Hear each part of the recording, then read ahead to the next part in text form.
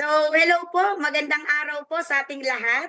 Ayan, at grabe, alam niyo po ba na napakabait po ng Panginoon? Gusto ko pong sabihin po sa inyo na talagang sobra ako nagpapasalamat unang-una po sa Panginoon. Kasi yung pong nangyari sa akin ngayong araw na to, akala ko nga po hindi ako makakapag-share. Pero grabe, talaga pong binigyan po ako ng Panginoon ng chance na mai-share po sa inyo. Ano po kasi ngayong araw na 'to may nangyari po sa akin na ano, pangyayari ba na akala ko hindi ako makakapag-share, pero niloob po niya na maibahagi ko po ng maka-inspired po ng mga kapwa ko na members dito. So maraming maraming salamat po ano. At 'yun po, siyempre nagpapasalamat po ako sa Panginoon kasi nasa live good po ako. Do'n pa lang po sobrang thankful na. At siyempre kasama po ako sa DMW family. At dito po sa programa po na ginagawa po natin ngayon, ano po, to create 100 diamonds. Sobrang proud po ako. So pakilala po ako muli, yan, dahil kahit pinakilala po ako ni Coach Fernan, ako nga po si Coach Leslie Anicban, isa po akong gold rank na po dito. Ano po, from Santo Tomas, Batangas. Yan, baka po may mga members yan. Nandito po, taga Batangas. Hello, kababayan. Sabi nga, maubos na daw ang yaman, ano, wag lang ang yabang. Hindi, joke lang. Kasabihan lang yun sa mga taga Batangas. At tayo naman, dahil nga sa community na ito, tayo'y binalanse. Ano, naubos naman na ang yabang. Parang naging mayabang dati. Ano po, ayan, so yun. At syempre, ako po ay founder po ng grupo po ng Diamond Warriors. So maraming maraming salamat sa buong Diamond Warriors at co-founder, trainer din po ako sa Don Chris Mentoring Program Academy. Dito ang kagandahan, alam naman natin lahat tayo, meron tayo na kanya-kanyang community na talagang humuhubog sa bawat isa, di ba? Na tayo ay nagtuturo, nagtutulungan. At alam niyo po, napakasarap po sa pakiramdam na meron tayong iisa na Dream Makers Worldwide. So proud po ako na ako po'y kasama sa DMW Speakers Bureau. Yan. Alam niyo po, sa totoo lang, pinapangarap ko din talaga maging diamond. Sino bang hindi? Sino ba naman yung pumasok dito? Okay na sa akin ang silver. Okay na sa akin ang gold.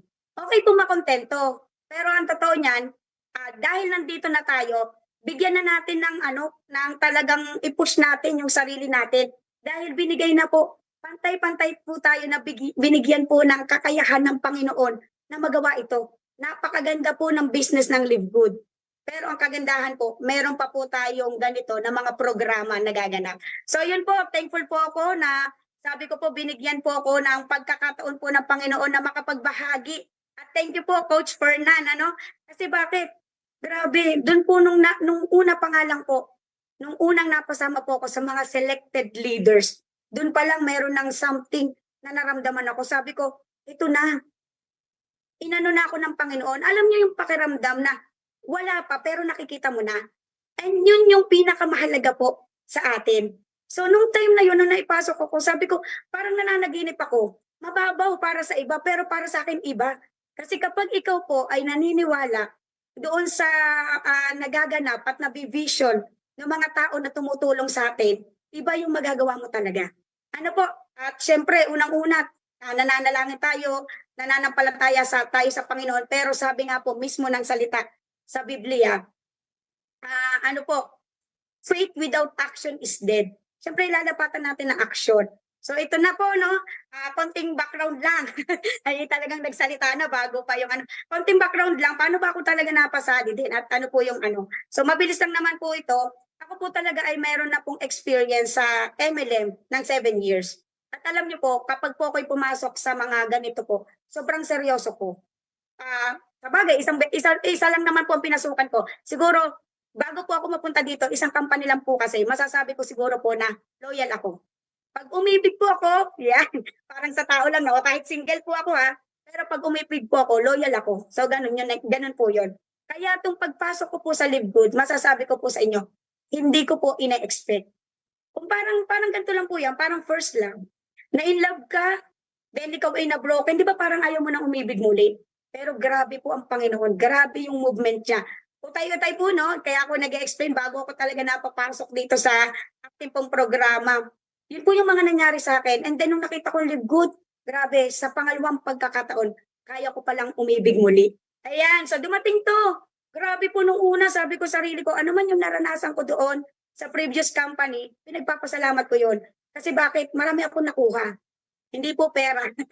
Kundi karanasan, learning experience na talagang na nagpatibay po sa akin. Kasi ang pag-asenso process yan.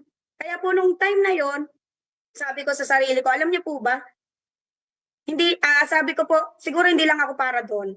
Then, ako po ay nawala na sa social media, ayoko na mag-FB, ayoko. Marami po, no, baka mapahaba, pero alam niyo po ba na lahat na ibenta ko, lahat po, naranasan ko po na magpapalit-palit ng sasakyan, kala nga po ng iba nagba-buy and sell na. Hindi alam pa utay-utay nagbebenta.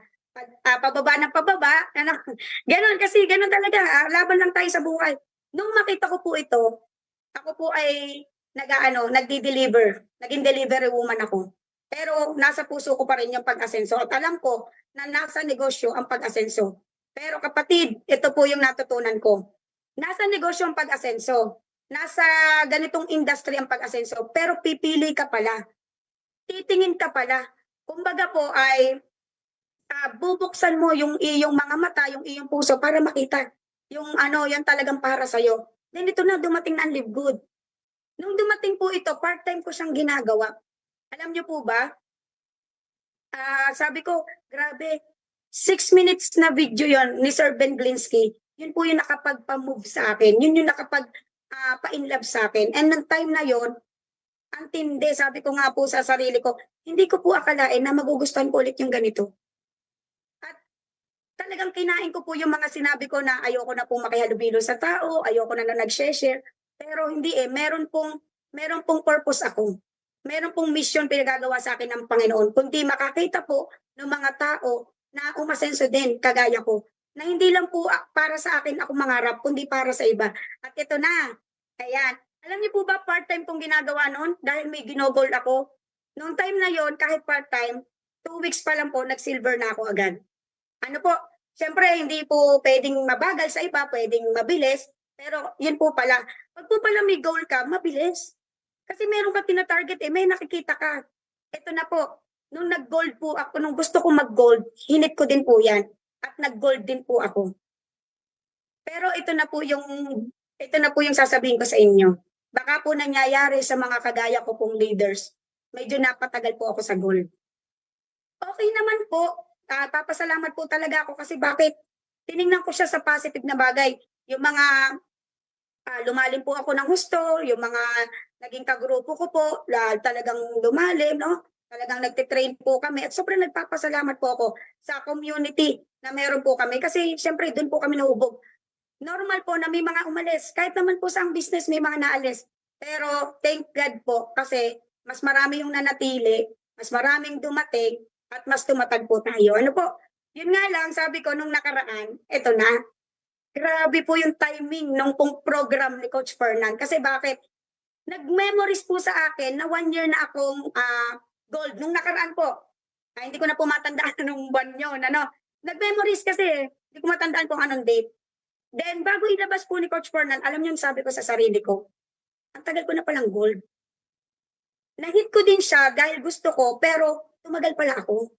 Baka po nangyayari sa bawat isa sa atin na maaari po makapag-motivate itong sasabihin ko na makita niyo po kung ano yung pinakita sa atin ng ating pong Crown Diamond, ng mga kasamaan po natin dito. Noong pong time na yun, sabi ko, kailangan may gawin ako. Kasi hindi ako makakatulong sa grupo o sa ibang tao kung ako mismo hindi ko natutulungan yung sarili ko. Nandun po na malaki po ang team. Kasi siyempre, sa ngayon po yung active leaders, nasa siguro po 400 plus. Pero andun na sabi ko sa sarili ko, konti na lang ano na, yung platinum na. Pero ang ginugol ko, diamond, pero sana dapat mag-platinum ako. So, nung time na yon sabi ko, God, nagdasal po ako sa Panginoon. God, bigyan mo ako ng wisdom. Paano ko po magagabayan ng ayos yung grupo? Paano po matatangay ko po sila lalo? And sabi ko, paano ko po maiaangat yung sarili ko, no? Alam ko, kaya ko Gusto ko ibalik yung talagang may ginugol ako. Then, alam niyo po, nung time na yon, sabi ko, Lord, wala akong sasayangin na panahon. Unti-unti po, nagpapasali po akong muli. Ganun po pala. So tayo bilang mga leaders, andun na, masaya tayo, di ba? Pag nagtuturo tayo, okay yan. Kasi tumatatag dyan, nandyan yung duplication, pero wag din natin kalimutan na yung tinuturo po natin, gawin din natin sa ating sarili. At iyan po yung bagay na na-realize ko lalo kasi tumiming po na dumating po yung pong game plan na 100 diamonds. At nandoon po yung pong ating pong yung pong ating pong get tree, health tree, na talagang nagpalawak pa po ng vision ko. Nagkaroon po ako nung lalong target. Alam niyo po, iba kasi yung pakiramdam na parang mayroong kang task na may papagawa sa'yo. Grabe yung idea. Kasi sa totoo lang po, sabi ko, may dapat meron din may mali din sa akin kasi bakit? May part po sa akin na nagiging kampante kasi ako eh. 'Di ba? Kapag wala ka kasing initiate, wala ka pating wala kang nakikita na dapat mong gawin, ang nangyayari po, siyempre, nahahawa din yung iba. Bagamat nagpapasali po kami, ang kagandahan lang po, mas nagkameron ng clarity. Ika nga po kanina ng ating pong Coach Fernan. Eto na po, grabe. No? Doon po doon po nung time na yon, kahit po nakakapagpa-join ako, no? Kasi nga po, binalik ko, wala ko sasayangin. Pero nung pong kami miniting, talagang na move po ako. Na-touch po ako. Nandun po yung pakiramdam ko na, grabe, napakabait ni Lord. Kasi hindi ko siya gagawin mag-isa. At syempre, alam niyo po, sabi ko sa sarili ko, iba tayo bilang leader, may mga kanya-kanya kasi tayong strategy. Meron tayong mga kanya-kanyang technique. Di ba? Aminin man natin, syempre, ako po, matututo ako sa inyo. Bawat isa po, pinakikinggan ko yan. May resulta, o kahit wala pa. Kasi bawat tao, may kanya-kanya pong wisdom yan, natututo po ako. Pero sabi ko po sa sarili ko, nung time na yon, ang nagsasalita na po, may resulta na willing magtumulong. Kasi sabi ko, pwede namang hindi na po yung gawin ng isang Coach Fernan. Kasi bakit? Crown Diamond na siya. Pero nung pong sinabi niya, naggusto ko, ikaw din. Kayo din mag-diamond. Kasi naniniwala ko na kaya na mag-number 1 ng Pilipinas. Yung mag-number 1 uli. Alam niyo yung sa puso ko, sabi, grabe. Iba talaga yung na tayo ay maging isa. Kasi sabi nga po, individually, we are one drop. Pero together, we are an ocean. Kung makikipagtulungan talaga nung time na yon, kung talagang tayo magiging isa, kahit na tayo may kanya-kanya po tayong diskarte, pero andun na talagang inabot po ni Coach Fernan, na feel ko po, grabe yung lakas ng impact. Kasi bakit? Ako po mismo sa sarili ko, in-apply ko, talaga pong nagpasakop po ako, no, ang bawat isa sa amin. At thank God, kasi yung team ko po, ganun po pala. Kapag ginagawa mo, kahit na sabihin na hindi mo, kasi minomotivate ko din sila. Sinasabi ko po sa kanila, pero kusa, grabe yung blessing ni Lord. Kasi bakit? Nung pong nilabas na, nung pong sinabi din na yung mag-OPM, doon po sa level 1, nung may task po kami, grabe po. Ngayon pong buwan na to, nakahabol po ako na talagang maka level 1 complete. Dahil siyempre, hindi lang po dahil sa task, doon ko na-feel, kahit wala pong task, basta nakikita mo na mayroong patutunguhan, basta yung na-vision ng mga natulong sa'yo, ma-vision mo, makita mo din at ma-transfer mo sa iba. Pero ang maganda po, katuwang natin po si Coach Fernan na nagka-transfer po na. Alam niyo po, grabe, proud po akong sabihin na ngayong buwan, 11 po kami sa grupo po namin na nag-OPM. Ayan, palakpakan naman po natin. At alam nyo, last month may mga nag-OPM na alam ko na hindi ko lang naman sa kakayahan eh. Kasi nagtiwala po ako sa nakikita po ng ating po mga kasama. Nagtiwala po ako sa po nakikita ng ating pong Crown Diamond kasi nakagawa na siya eh. Nagawa niya na. At alam ko na gusto niya ma-experience po natin kasi iba yung pakiramdam na maging diamond. Nandun yung financial freedom. Nandun ang time freedom. Kaya alam niyo po ngayon, totoo lang po, nandito po yung mga leaders ko, no, shoutout po sa inyo. Wow, nakikita ko mga nagko-comment sila. Ang sarap po sa pakiramdam na nai-transfer ko na din po yung nakikita ko. And, grabe, hindi lang po yan. Kayo po, bawat isa sa atin, kahit selected leaders kami, may pagdadalan sa inyo. Nakasunod nyo kami. Kumbaga, may hagdan na susundan na lang. Kaya sabi ko nga, sa ginagawa natin, kung tayo magtutulungan, hindi lang naman 100 diamonds ang kaya po natin makreate. Ano po, more than dun pa. Kasi talagang wala pong hindi kaya pong mangyari eh. kapag po tayo ay nagsama-sama at siyempre sinamahan ng pananampalataya. Ano po? Kaya ako po, masasabi ko po sa inyo, napakagaan gawin nung pong pinagagawa po ng ating coach Fernan Santiago nito pong sa community ng DMW. Dahil bakit? Kasi ano eh, yung mga nilakaran po niya, nilinis na eh. Kumbaga susundan na lang natin. So dandun tayo na magtulungan, no? At ano po, talagang sabi ko nga po, hindi natin siya maipapasa kung mismo sa sarili natin, hindi natin ginagawa. Kaya ano ngayon po, inano ko po talaga sa sarili ko, nag-commit po ako sa sarili ko na gagawin ko siya whatever it takes. Kasi pag gagawin mo lang siya, I'll try, I'll do my best, kulang. Dapat I'll do whatever it takes. Kahit ano mangyari, gagawin ko po na this year, maging diamond. At naniniwala po ako sa mga team ko po, sa team ko po, naniniwala po ako na marami din po magda-diamond, hindi lang ako this year, kundi marami po. No? So yun, bago po ako matapos, maraming salamat po, Coach Fernan. Ano po, at talagang andun po na naging napakabait po ng Panginoon. Number one, nagpapasalamat ako sa Panginoon. Kasi, Coach, hindi ko din akalain na makakapagsalita ako ngayon. And then, nandoon yung energy pa rin. Ano, meron lang pong hindi maganda. Okay lang po yun, lahat naman may purpose po na pangyayari. Pero bago po ako matapos, mag-iwan po ako ng salita po ng ating Panginoon, ng Bible verse, no? Sabi nga po sa Proverbs 11:14, when there is no guidance, the people fall. But in an abundance of counselor, there is a victory. Grabe, no? There is a victory. Nandyan po.